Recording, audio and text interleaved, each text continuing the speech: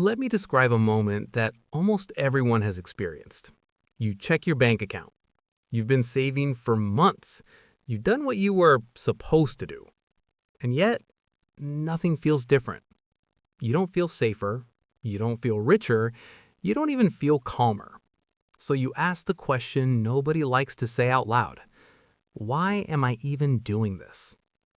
Here's the uncomfortable truth. Saving money isn't broken.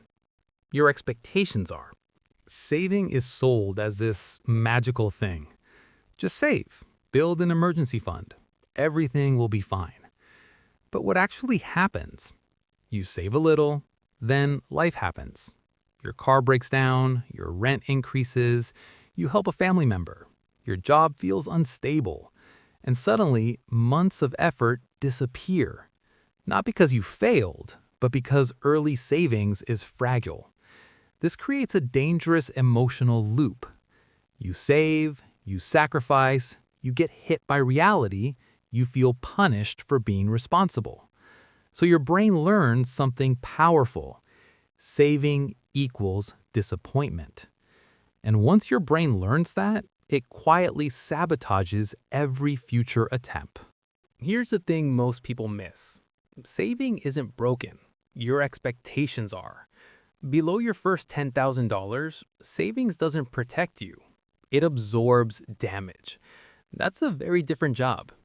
Early savings is not meant to make you feel rich, create freedom, generate momentum. Its only job is to prevent small problems from becoming financial emergencies. But when your savings is small, every expense feels personal. You don't think, that's what savings is for. You think, I just lost progress. That emotional reaction makes saving feel pointless, even when it's doing exactly what it's supposed to do. Something changes when you approach about $10,000. Not magically, not overnight, but mentally. Before that point, money feels temporary. Stability feels fake. One mistake feels fatal. After that point, expenses stop feeling like disasters.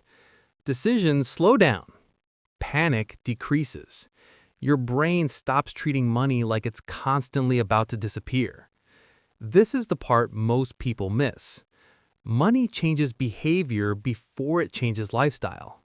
That behavioral shift is the real value of savings, and it only shows up after the hardest phase. Here's the thing most people miss. Saving isn't broken. Your expectations are. Smart people quit saving more often than reckless people. Why? Because smart people expect logic to produce emotional rewards. They think, if I'm doing the right thing, it should feel good. But saving doesn't feel good at first. It feels slow, invisible, unrewarding. It's like going to the gym for 2 weeks and wondering why your body hasn't changed. The progress is happening, just underground. And most people quit right before the structure becomes visible. Imagine two people. Same income, same city, same expenses. Person A saves until $3,000, then stops. It feels pointless. They give up. Person B keeps going slowly, uncomfortably.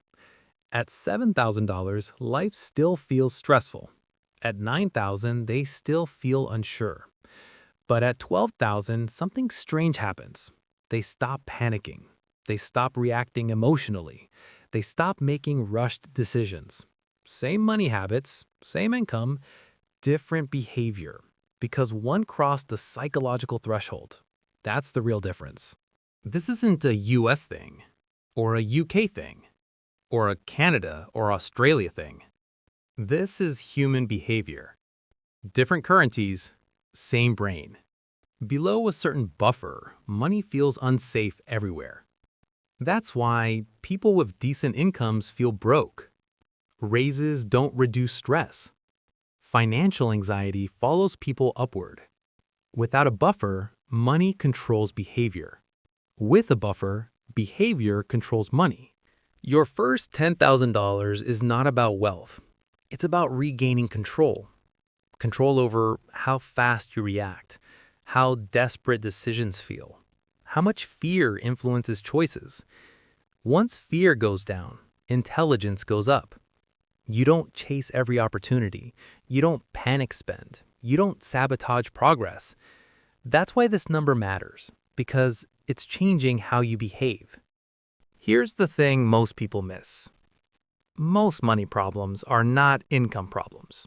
They're behavior problems in disguise. And behavior doesn't change when money appears. It changes when money stops feeling fragile. That's what early savings quietly does, even when it feels pointless. So if saving feels useless right now, if it feels like effort without reward, that doesn't mean you're failing. It means you're still in the phase most people never push through. Saving isn't broken. You're not bad with money. You're just early. And once you cross that first real threshold, money stops feeling like a constant emergency and starts feeling like a system. That's when everything changes. I'm Eli Ledger, and this is how money actually works.